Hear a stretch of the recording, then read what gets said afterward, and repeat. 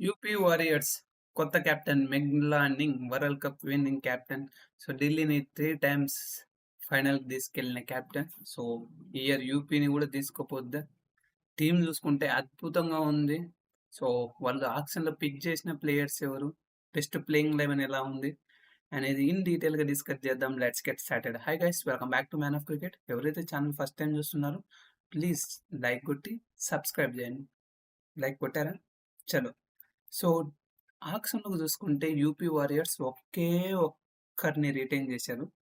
So, వాళ్ళు retain చేసి వాళ్ళ మెయిన్ ఫోకస్ అంతా బై చేయడానికి దీప్తి శర్మను అలాగే సోఫీ ఎక్కల్స్టోన్ బై చేశారు. సో, ఓవరాల్‌గా వాళ్ళ స్క్వాడ్ చూసుకుంటే శ్వేత షెరావత్, సో తిన్ను మాత్రం ఒక్కదాన్నే రిటైన్ చేశారని చెప్పొచ్చు.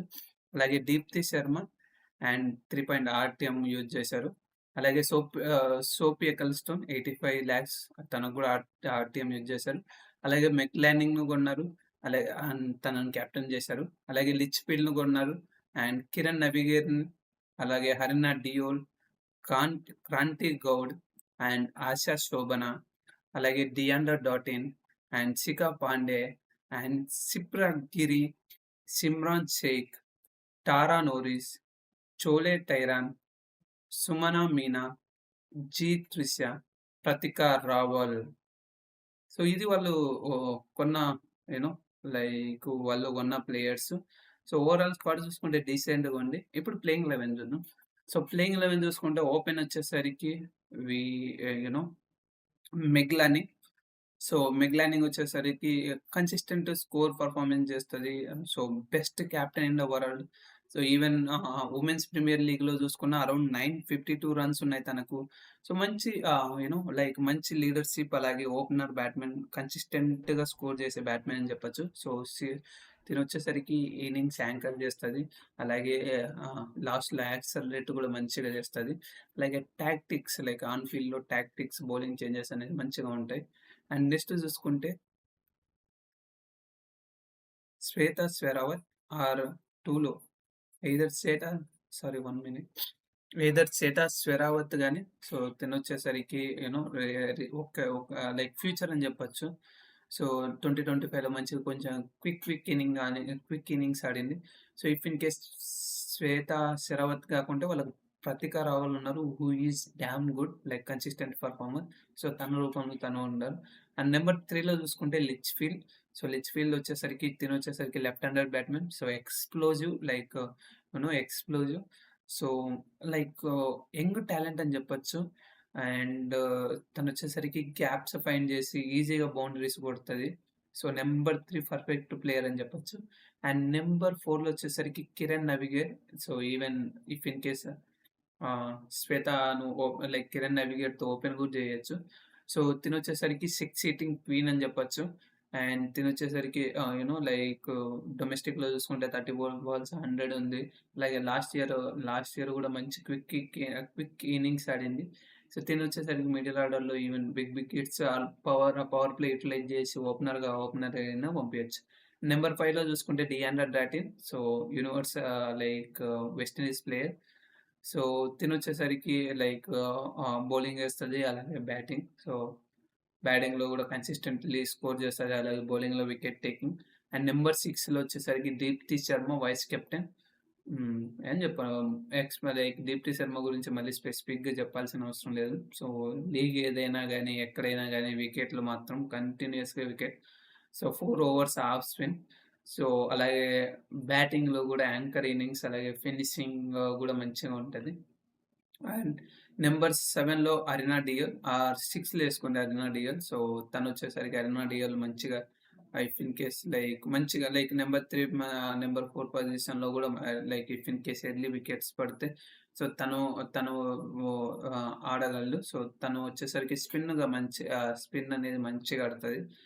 సో టర్నింగ్ ట్రాక్స్ చూసుకుంటే ముంబై అలాగే వడోదర స్టేడియంలో టర్నింగ్ ట్రాక్స్ ఉంటాయి. సో అరినా డియోల్ కొంచెం మంచి మిడిల్ ఆర్డర్‌లో మంచి ఆప్షన్ అని చెప్పొచ్చు.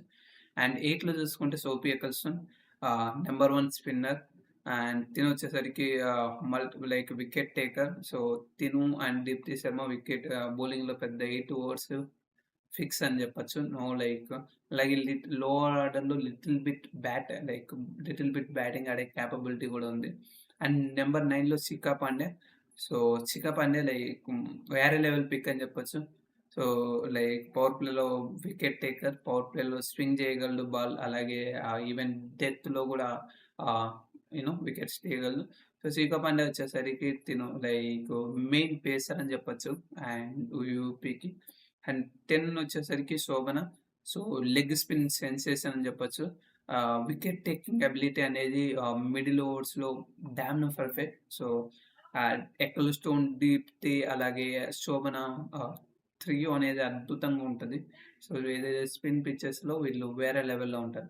అండ్ నెక్స్ట్ 11లో చూసుకుంటే క్రాంతి గౌడ్.